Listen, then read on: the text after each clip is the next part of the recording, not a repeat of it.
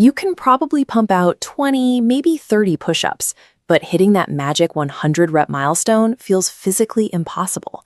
This bar chart shows why standard training often fails to build elite endurance. It compares the volume you get from a traditional 3 sets of 10 routine against the actual requirements of a 100 rep set. Your current sets leave a massive deficit. The problem is that most people stop their set the moment the movement feels difficult. You are hitting a point of discomfort, but you aren't pushing past the actual physical wall where growth happens.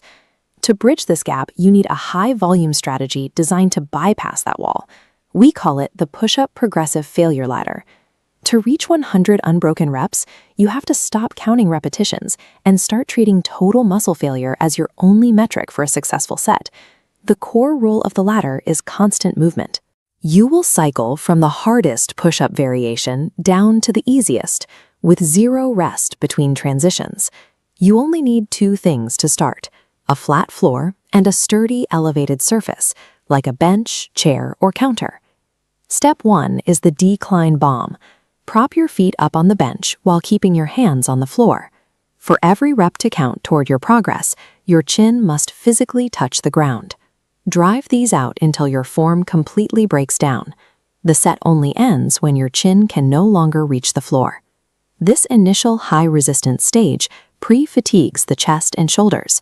By the time you move to the easier variations, you've already turned a standard workout into an extreme test of muscular endurance.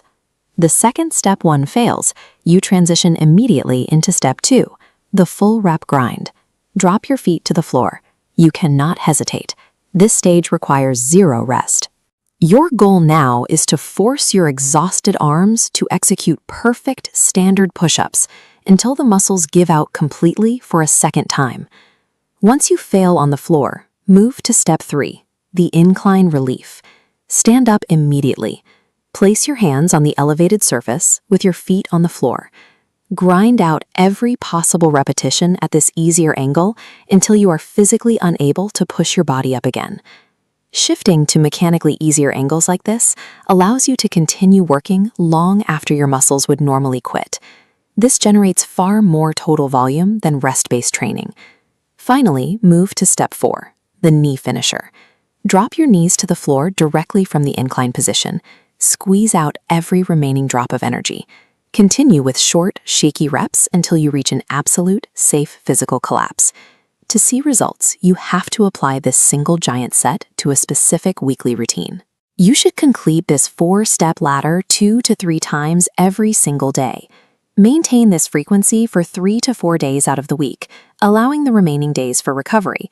Pushing to complete failure with this level of frequency is what forces the body to adapt and break through stubborn plateaus. Memorize the sequence: decline, floor, incline, and knees. Remember the rules: 0 rest between transitions and total muscular failure at every stage. By using mechanical advantage to extend your sets, you create the massive workload necessary to finally bridge the gap from 20 reps to 100. If this strategy helps you reach your next milestone, hit the like button. Building elite endurance requires moving past amateur habits. Subscribe to the channel for more proven physiological protocols.